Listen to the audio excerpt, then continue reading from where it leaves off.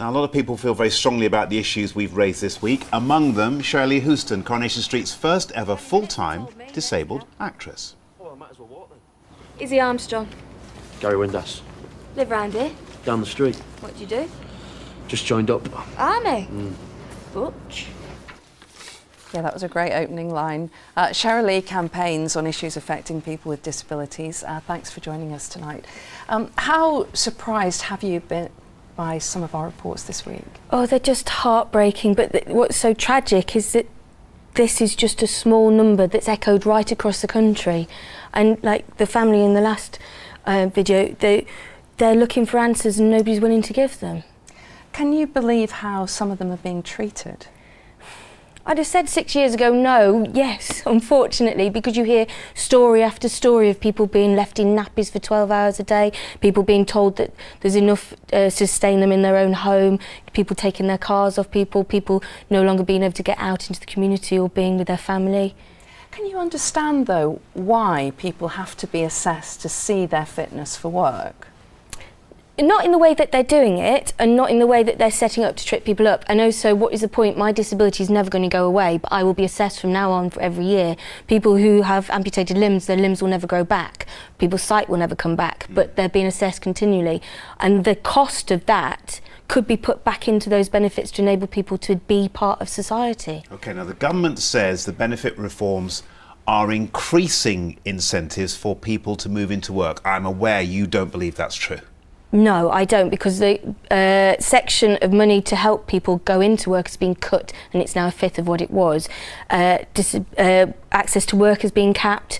People, they're just trying to, because they're not allowing disabled people to be who they are. We're being seen as cheats, or you're forever having to prove your illness, which then is so demoralising, and you take your life to fight that rather than actually being active in life. OK, Shirley, but by the same token, the government would say we have to reduce the amount we're spending somehow. There isn't an endless pot of money. We have an awful lot of people to pay for who need help.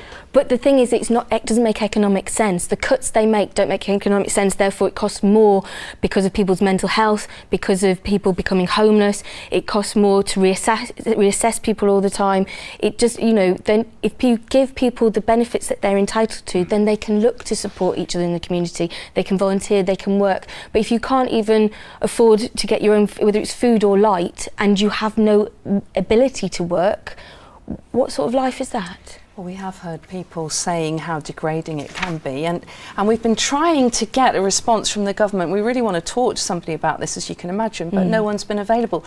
If you could talk to someone from the government, what would you say to them tonight? Just turn everything back, do everything that you've done, switch it back, because we fought and fought and fought to come out of care homes in the 80s, and now you're about to force 14,000 of us back in when we don't want to.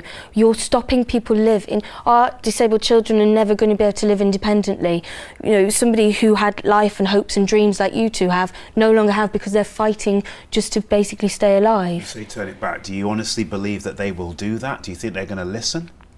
Well, they've got to start listening to disabled people. They've got to start communicating and talking to disabled people and looking at the experiences people are having, because what they're doing is abuse, which was said by the UN. There's been 11 counts of systematic abuse discovered by the UN of disabled people, and the government haven't answered to any of them.